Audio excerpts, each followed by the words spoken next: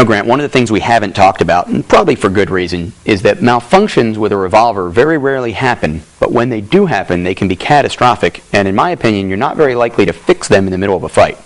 That's right, Rob. The malfunctions that can happen are really few in number, but they need tools to be fixed. Other than mechanical failure, the malfunctions that can happen with a revolver are usually shooter-induced, and almost always during reloading.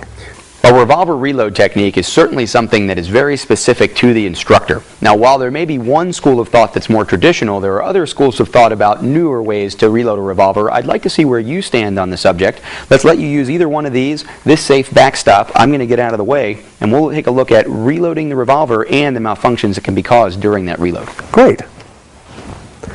Reloading the double-action revolver under stress requires manipulating the gun in a partially disassembled state in order to eject the fire cases and put new ammunition in. As you can imagine, this very often requires fine dexterous motor skills, which are the first things to degrade under the stress of a defensive encounter.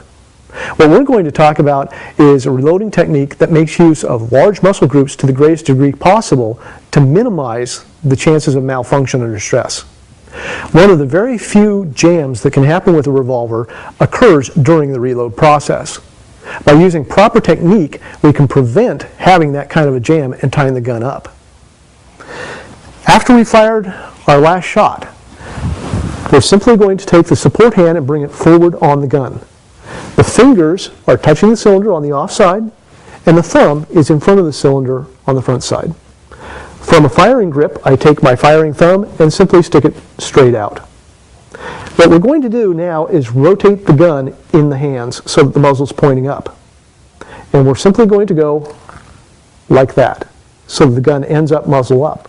When we do this, with our fingers sticking straight out, as we rotate the gun, the thumb naturally contacts the cylinder release, and the fingers of the offhand push the cylinder open.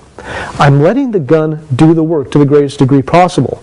If you notice, I'm rotating the gun around my support fingers rather than actually trying to push the cylinder open. I'm also simply letting the gun run into my shooting thumb and manipulate the latch. I'm not reaching for it, I'm simply sticking out there, and simply by rotating the gun, the thumb will naturally run into the latch and the cylinder opens. Again, making use of large muscle groups whenever possible rather than fine dexterous motor skills. It's at this point that a lot of people induce a malfunction in the revolver when ejecting cases. A lot of reloading techniques ask you to use your thumb to eject the spent shells. The problem with this is that occasionally you'll get one that gets between the extractor of the gun and the cylinder. This is a jam that requires tools and time to fix, two things you're not likely to have during a defensive encounter. To prevent this, we're simply going to hold the cylinder with our hand, and we're going to use our offhand to slap the ejector rod and eject the empty casings, like that. This drives the cases from the cylinder and prevents the case under extractor malfunction that will tie up the revolver. I do it like this with the web of my thumb around the barrel of the gun, which gives me an index point. A lot of people find this to be overly sensitive and prefer to do it with the pad of their hand like this. Either way is acceptable. I do it like this. Remember, when slapping the ejector rod, that velocity is key. We're not putting a lot of force on the rod, but we are slapping it with a lot of velocity to drive those cases out. So, I fire my last shot, hand goes forward, thumb out, rotate the gun into my offhand, and slap the ejector rod. The gun is now clear and I can reload it. At this point, I grab my speed loader or speed strip or whatever method I'm using to reload,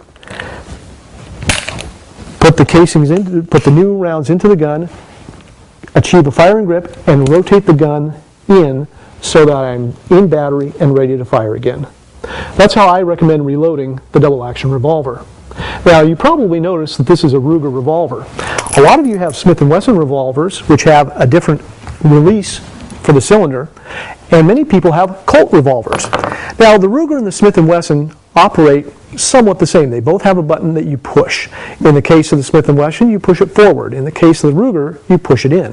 Both of these obviously work with the gross motor skill technique that I teach. However, the Colt is a little different. The Colt has a little lever that you actually pull back. And a lot of people think that this is a difficult revolver to reload.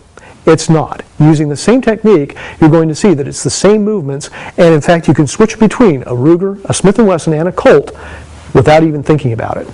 So, we fired our last shot, we know that we need to reload. My left hand again goes forward. Remember the fingers on the opposite side of the cylinder. The thumb of my shooting hand sticks straight out. Again, I'm simply going to rotate the gun into my waiting hand.